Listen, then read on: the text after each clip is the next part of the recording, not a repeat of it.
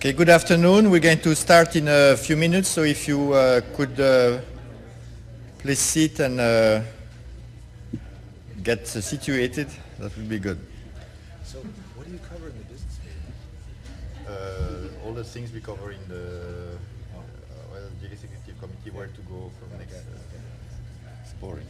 That's to be done. Okay, well, good afternoon. We're very pleased to have Rob Johansson to give us an outlook, an ag trade policy outlook from in a sense, from the trench line, so to speak. So Rob did his undergrad at Northwestern University and did his master and PhD at University of Minnesota. And between that, he was a Peace Corps volunteer in Africa. He has a long career in Washington, working for various agencies. And he has been active, first deputy chief economist at the office of the chief economist. And then for the last year, he has been acting and now the definite chief economist. And so we're very pleased to have him. And anyway, so we have 30 minutes. Okay, great. Okay, thank you. Thanks, John, and thanks everybody for making it here after such a nice lunch and for inviting me to speak. And as you can tell from the title, this is why I was mentioning to John I had over 100 slides last night, and so trying to touch on all the potential outlook, trade outlook items that are going on right now, emerging trends and the situation and outlook, certainly for the U.S. and EU and major trading partners. There's a lot going on in the macro economy, obviously, that we can talk about.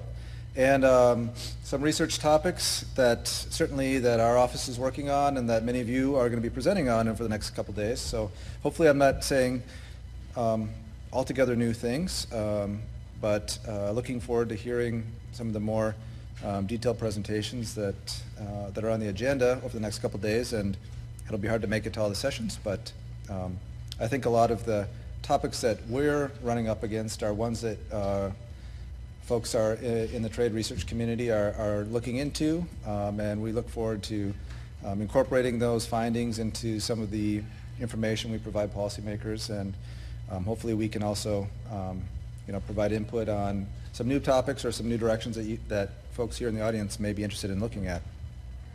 Just as a note, I've noticed one trend after becoming chief economist at USDA is that most of my presentations now are scheduled for after lunch.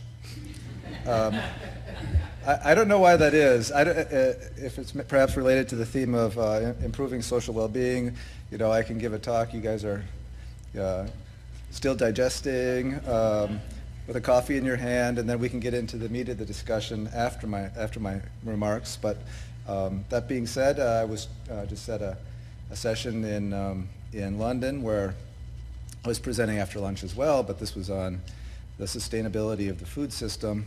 So I figured after seeing what was being served for lunch that I was essentially the meat on the menu for the groups that were at that discussion. But a lot of questions I received over the last week or two and that we've been working on specifically have been free trade negotiations, most specifically TPP. Obviously the Europeans are very interested in asking about TTIP, and some of the more recent USDA analysis that's been coming out on TTIP has gotten a lot of good interest, I would say. Not always positive depending on who you're talking to, but that's what I keep on pointing out. It's a good place to start. It starts the discussion going. We're going to hear more about that in the next couple of days, but certainly TTIP is something we've been looking at. And then, of course, the folks are heading right now to Nairobi to continue the Doha round, and I'll talk a little bit about that. And certainly always you have with any agricultural situation and outlook and trade presentation, you see these wild cards popping up in agriculture that affect trade, such as animal and crop diseases, big news coming out of Paris with respect to the climate change agreement and how that might affect trade, and certainly the economic outlook and U.S. competitiveness. All right, starting with TPP, hopefully this isn't too repetitive for folks here, but the agreement was reached on the 5th of October, and the President then notified Congress on the 3rd of November of his intent to sign the agreement. This starts a 90-day clock. And that will put his signature on the agreement sometime in February of 2016. Now, the TPP region, as you know, is roughly 40% of world GDP. And in the ag portion of the agreement, we see a lot of tariff elimination, some preferential treatment, TRQs being reduced, with some allowance for safeguards for sensitive products. Now we see SPS Plus, and I'll mention a bit more about that in a minute. We have some treatment of geographic indicators, biotech and organics that are very obviously important components of not just TPP, but potential future agreements such as TTIP. And so some of the language around that will become important to understand and to see how that translates into other agreements. Just as a side note, on the timeline of, as outlined in the Trade Promotion Authority, TPA, so we have this timeline moving forward now that the President has notified Congress of his intent to sign this agreement. So USTR will request that USITC, folks here can comment on that after, perhaps, if we have time for discussion. On the probable economic effects of the agreement, no later than 105 days after the agreement is signed, so that will put the ITC report out for discussion sometime around May of 2016. After the agreement is signed, the administration then has 60 days to provide a list of laws that will require modification to bring the U.S. into compliance with the agreement. There's no actual requirement as to when the bill has to be introduced, and Congress has notified in various ways of what their desire is in terms of that timeline. But nevertheless, 30 days prior to its introduction, the administration must submit a draft statement of administrative action and the final legal text of the agreement. Once the implementing bill is submitted to Congress, timelines for reporting and voting on the bill are set into motion. So this is one of the reasons why we talk about TPP as being important for the United States to be a part of. Right now, you can see that TPP countries here are in red, and right now the United States has a significant amount of trade with those countries, so we'd expect that that trade portion to increase, whether a percentage, both in terms of percentage as well as in terms of levels. And just to note also, I forgot to mention that some of the agreement language in the TPP establishes a framework for expanding into other Asian markets, which are critical for U.S. export competitiveness. If we look at where we expect to see a large portion of the world's middle class in the next 15 years, we see this expectation of a huge amount of purchasing power growing in the Asia-Pacific region. Now, this is one reason why the Secretary and others have pointed to the importance of being a part of this agreement. Now, obviously, a lot of times when you see, and I'll talk more about this at the end, where analysis looks at TPP and compares it to not being part of an agreement, a lot of times the baseline comparison is no agreement relative to an agreement with the United States in it. And one thing that I think is worthwhile thinking about in terms of an alternative baseline or counterpositive to look at is what happens if TPP countries, absent the United States, have an agreement, the United States is not part of that agreement. Then compare that trade outlook to an agreement with the United States. And I think that motivates a lot of the reason why we see TPP as being important. All right, moving on to TTIP. So, and I've got more details on some of the more specifics of the TPP agreement if we want to get into those towards the end. Just to mention, for GIs, so we've enhanced the due process and transparency disciplines on the use of GIs to address U.S. concerns with potential overly expansive protectionism that might undermine our ability to use common food names. And then on the ag biotech, this is the first time in a free trade agreement that includes provisions to foster transparency and decision making and promote collaboration, timely authorization of biotech products. On the organics, we worked hard to promote some recognition of what equivalency is in organic standards and the U.S. and Japan reach such agreement in the TPP. So turning to TTIP now, we have a ways to go on this. The next round of negotiation is in February of 2016. There's a lot of key issues in here for agriculture. Certainly tariffs right now on on U.S. products moving into the European Union are higher than our tariffs on their products coming to the United States. There's a lot of non-tariff measures, and we'll hear more about this, and certainly all of you know the importance of non-tariff measures, and we heard about this in the earlier talk in terms of as tariff measures are addressed, non-tariff measures become more important. Of course, I'll just note the ERS study, and they'll be presenting on this later this week, where they looked at estimates of SPS and TBT measures on the U.S.-EU trade. So both sides have indicated they're working hard to move negotiations forward. I think Ambassador Froman is headed to Europe, or he may be returned now, but he was heading over there to discuss ways to move this forward. U.S. agriculture has been fairly clear that they'll oppose issues if such things as GIs, these non-tariff measures are not addressed.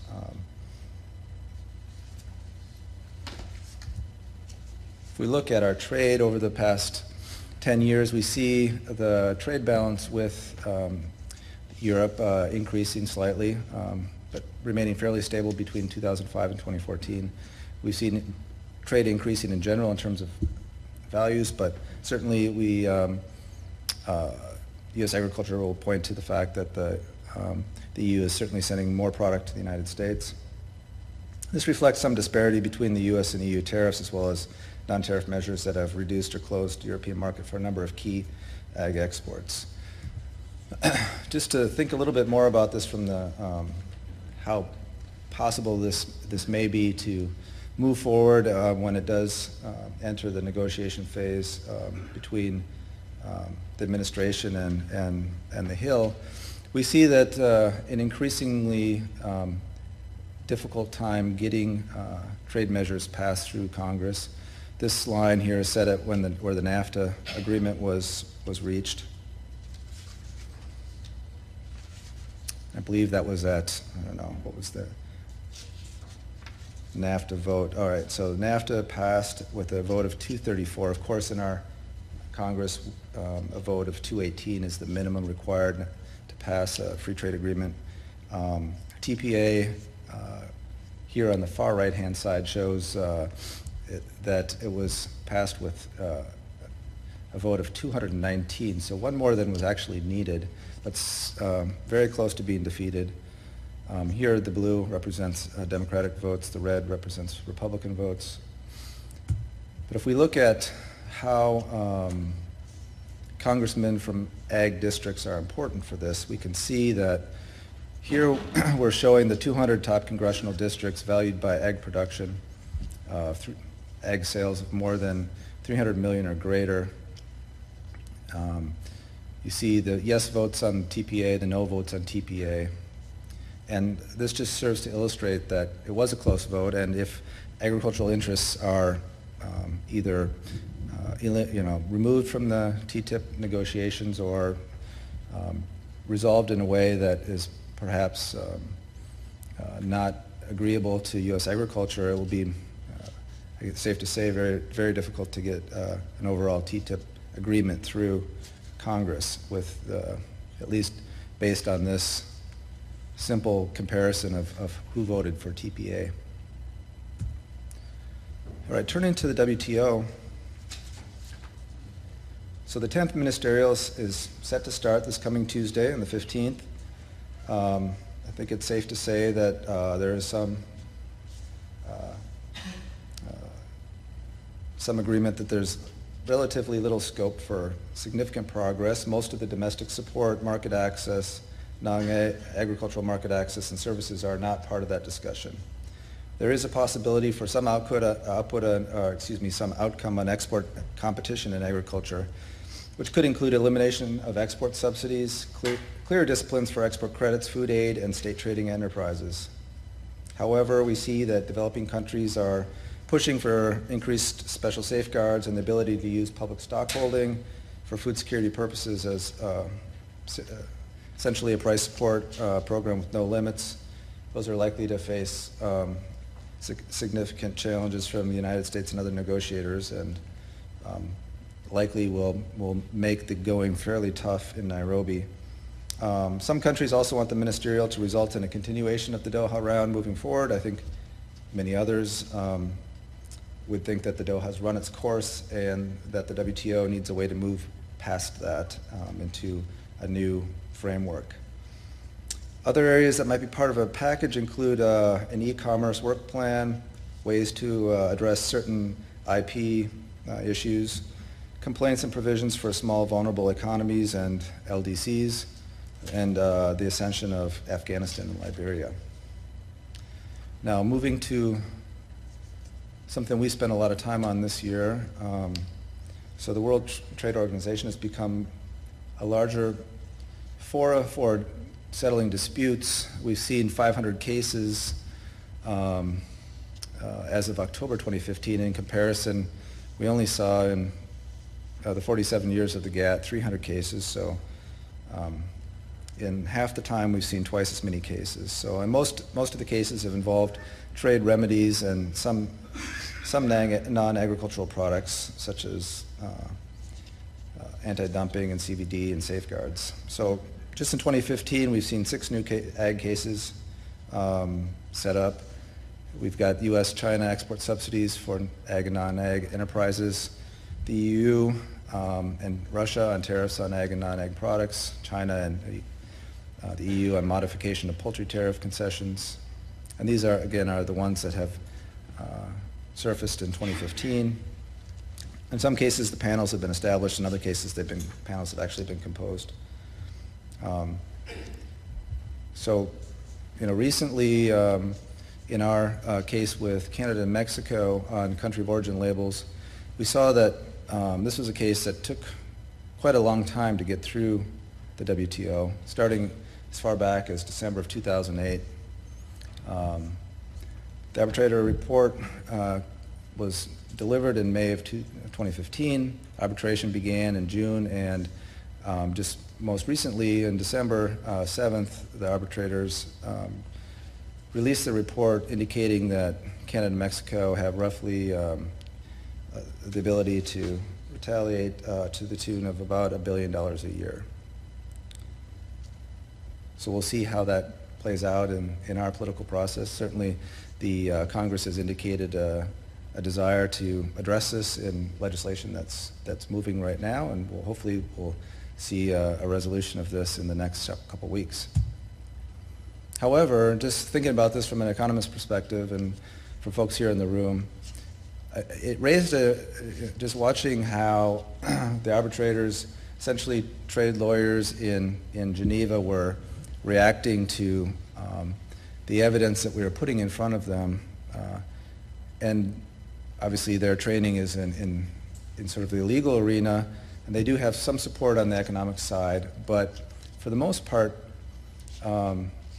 this panel of lawyers understands basic economic principles, but they were being asked to distinguish between fairly sophisticated econometric modeling and partial equilibrium and general equilibrium discussions about how best to A, determine whether there is a trade impact, and B, what that trade impact was, either from a historical perspective or looking forward to what would happen if you were to remove this technical regulation regarding labeling of food products. So, at any rate, Canada, Mexico, and the United States put forward a huge amount of economic literature. Now, this is, I think, fairly unprecedented in terms of what had been put in front of the WTO arbitrators in the past. Certainly with the Brazil cotton case, we had some modeling that was going on. But in this case, rather that case, the debate in terms of damages was on elasticities. Elasticities are certainly a concept that everybody in this room is familiar with, but explaining, what's a high elasticity, low elasticity, was something that's difficult for a non-economist audience to understand, much less going into all of these techniques for getting standard errors that are robust and significant in econometric modeling. So, at any rate, point being said, I don't want to do any more work on cool. But for those of you that are out there that are looking for something interesting to talk about, I think it is worthwhile thinking about how our profession puts forward material that's being used in these global trading arenas, and what's a good way to communicate what we think is the right way to address some of these questions. There are certainly some trade gaps that are, not trade gaps, some research gaps that are out there too that we identified as we were going through this, like in terms of disaggregating elasticities to more than just supply and demand elasticities, but elasticities for export supply as well, that are hard to come by for some animal products. So for example, for cattle or hogs, Sharon can talk about how many decades of economics literature she searched through to try and find parameters out there that are peer-reviewed and in the economics literature, and those have a lot of value to sort of point at in terms of being established in the economics literature and accepted by our profession. So I'll leave it there, but as I said, I don't want to work any more on cool than I have to at this point, but hopefully some of you out there can pick up the torch and carry it along and sort of talk about this, or look at what the trends are and what the best way or what a good way of incorporating our research into that process is. All right, so other trade issues. I'm out of slides here. Right, where am I? I'm ahead of myself.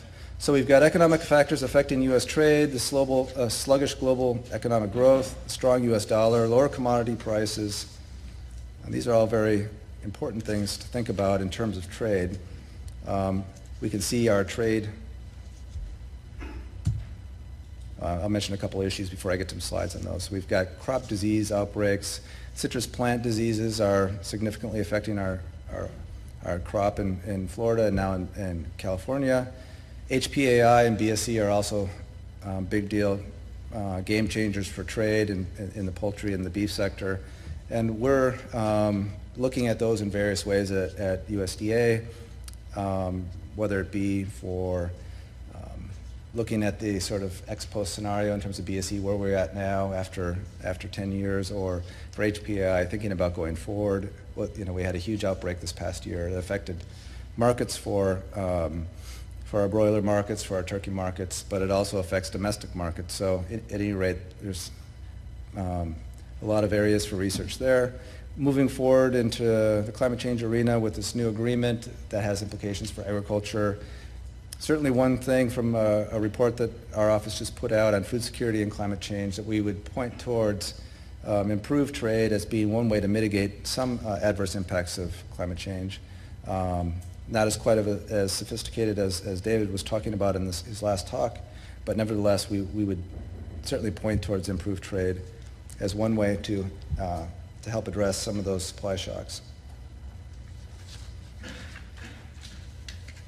So we've seen a reduction in the IMF's projections for Chinese economic growth, and we've seen a steady erosion of the amount of trade the U.S. is able to realize, partially due to our strong dollar, and I'll talk about that in a second, but just to note that this affects our agreement or our trade flows with different countries, with surprisingly seeing Canada returning to its #1 spot as a trading partner with the United States this year, are expected for 2016. How China demand for feed grains translates over time is an interesting story too, one that I would suggest that there's good researchable opportunities in. This is more of an NTM type of story as China has moved away from importing U.S. corn to substituting for our DDGs and then moving to sorghum, significantly expanded the premium for sorghum relative to corn as a preferred grain. Moving forward into 2016, we expect that to go down even further, and our trade tables are out now on our website. something that we're continuing to follow, just in terms of looking at the balance of what China is importing relative to the oilseed sector. And not only from the demand side, but we see the dollar appreciating against competitor currencies as well. This is something that you're all familiar with and that is interesting to look at from just a bilateral standpoint.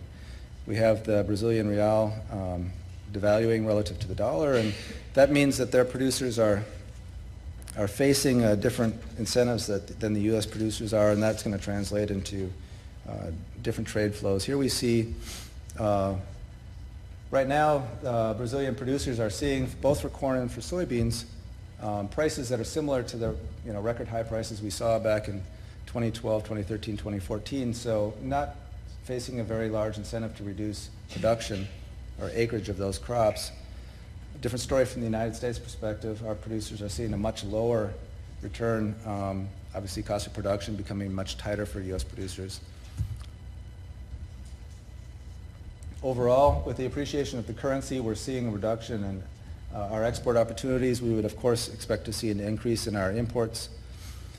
But one question, looking at this relationship, I think there's still research that would be very helpful certainly to our office, to help explain how the strong dollar is affecting our agricultural exports. What is essentially the elasticity for our foreign trading partners for our products relative to the dollar, and expect to see this continue into the coming year and remaining a large story that we'll continually be talking about. Just again, we can see that our trade balance for agricultural products is reaching its lowest point in over the last 10 years. Right now, we're increasing our imports of ag products and decreasing our exports. All right. Looking at the outlook, we see that regional trade agreements will continue to flourish in the absence of multilateral reform. As I mentioned, the WTO is largely becoming a dispute settlement body. We see developing country policies becoming increasingly important in terms of global market distortions. And then, of course, these wildcard issues are always going to be something that we are looking to have good models to help us explain what the impacts of these might be, whether it's livestock and plant disease outbreaks, climate change, or natural disasters, transportation disruptions, et cetera. Here's a couple slides that just show the expansion of these regional trade agreements over the last 30 years or so. So here we saw some regional trade agreements in 1975. I think Jason put these together, if I'm not right, if I'm right, maybe when he was on a plane. This looks like what you would see in terms of airline flights between these countries, but you see that by 2014, these regional trade agreements are becoming probably a nightmare for you all to model, but certainly important to understand. And when we look at what's the impact of, say, a TPP or a TTIP on the United States, and certainly we would often ask you to, well, make sure you include the impact on the other regional trading partners. You probably throw your hands up and say, well, how do we address this? So it's certainly a question, and hopefully we'll have some good discussion. All right, getting close. All right, another interesting component of that's worthwhile thinking about in terms of research is if we do have this sort of movement towards regional trading agreements, what type of equilibrium do we reach relative to a multilateral agreement? So obviously we would all agree that a multilateral agreement that lowers trade barriers is going to get us to a more socially optimal solution, but in this case we can see that there are sometimes when bilateral trade agreements may be more favorable in terms of the particular countries we're talking about. So in this case we look at Japan beef tariffs relative to what we would have gotten under our Doha round negotiations relative to the TPP agreement, and we see here that under TPP we've actually lowered tariffs to a larger degree, at least for this sector, than we would have had under a multilateral agreement. Again, trade balances from the developing country, emerging economies is becoming important to think about. We see that those economies are increasingly subsidizing their agricultural sectors, and that's becoming more important from we can see in a couple different ways that developed countries are lowering their producer supports, whereas you're seeing the opposite from emerging markets. OECD tracks this in their PSE statistics, so we can see that the United States has typically been has been lowering its supports over the past, and same with the European Union, and some other countries have been increasing. Here's a Farm Bill slide. So of course domestic policies are continue to be important. We want to see further reduction in producer supports moving forward. Last slide. So quantitative analysis moving forward. So moving beyond tariffs and the US-EU situation, we still are looking forward to the research community to develop tools and models to help us analyze developing country policies and potential trade effects and how that can impact global trade. So for example, we think about the recent China policies on their maize and cotton sectors, and how that's sort of sitting over the market affecting global prices. NTMs are crucial, particularly thinking about some of the trade agreements that are coming up shortly. Counterfactual, as I mentioned earlier, how do we frame the question? So do we frame it as with and without a trade agreement in place, or perhaps have a little bit, think about alternative baselines, so trade agreement with and without one of the trading partners in it relative to moving forward to a trade agreement with all trading partners included. Sectoral analysis, I added this, will become more important too. So obviously a lot of these trade agreements have winners and losers with them, and a lot of times it's hard to develop a modeling framework that addresses all the sectors and all the trading partners, but certainly the ability to have models that are somewhat more nimble but can drill down into products from particular sectors are going to be certainly important from our perspective to understand.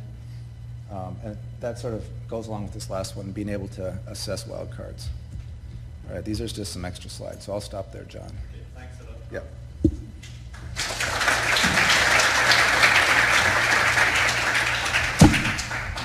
We'll be beyond time, but maybe a couple of questions to Rob. Comments? Luca? Yes, just a question that goes beyond the already quite wide overview that you provided, but perhaps this is something that for us in Europe, especially in Italy, we are particularly concerned about. Globalization is not only about trade, it's about trade in facts of production, of movement of people. So in your agenda at USDA, migration, international migration, what role does it take in this kind of global picture?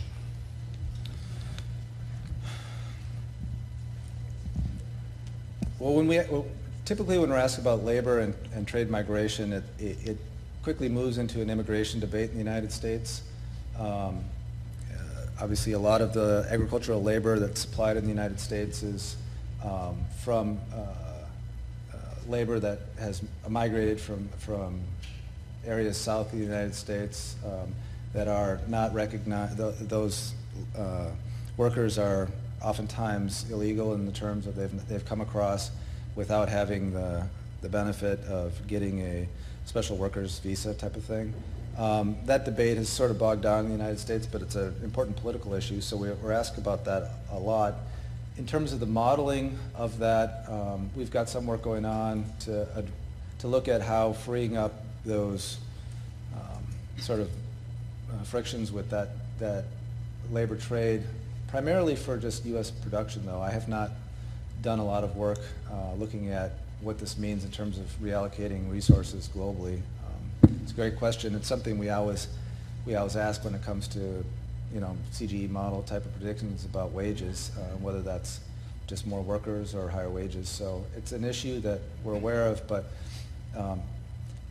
the discussions about immigration in the United States are ones that we need to be aware of, but don't actively seek out an area to talk about, as it is very politically sensitive.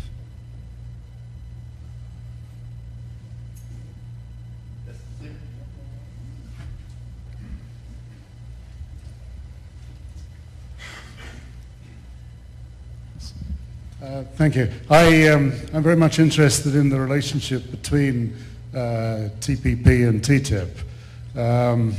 And you indicate that TPP obviously has some hurdles ahead in Congress. But I had always thought that if TPP went through, that TTIP would follow very quickly. Can you give your view as to how these are related? And if TPP fails in Congress, does that negatively affect TTIP or what? It's a great question. I would tend to agree with the later premise, which is if TPP does not make it through Congress, I think that's a signal that TTIP will be very difficult to conclude. Now, I think there are some interesting interactions between the sectors that are covered in TPP and how that may affect, with or without TTIP, U.S.-EU trade. And I think we've seen some analysis of that, if I'm not mistaken. I'll point to Sharon Seid out here in the front row to perhaps get to you afterwards to talk about that particular interaction. But I think, at least right now what we're hearing from the negotiators is that a very positive outlook on the prospects of getting TPP negotiated through Congress, and then a need to quickly address TTIP, and that's why we're seeing discussion points regarding trying to complete TTIP in the next year. So if that does happen, it would certainly meet the criteria you just laid forward in terms of following quickly. And I won't hesitate to handicap the probabilities of either of those occurring, but I think it is fair to say that if TPP were to become successfully ratified by Congress, I think that does provide a positive signal for TTIP, and the reverse would be true as well. But as far as the timelines go, it's hard to judge. I think folks were fairly pessimistic about the ability to get TPA passed, and that did get through Congress with the one extra vote that was needed, and so we'll see what happens over the next couple months. But I think there are some interesting interactions between the sectors with looking at TPP with and without TTIP, and maybe during the break we can sort of talk about those. Okay, we're going to wrap it up, and so please don't hesitate to talk to Rob if you want to interact more on this outlook of policy. Thanks a lot. Thank you.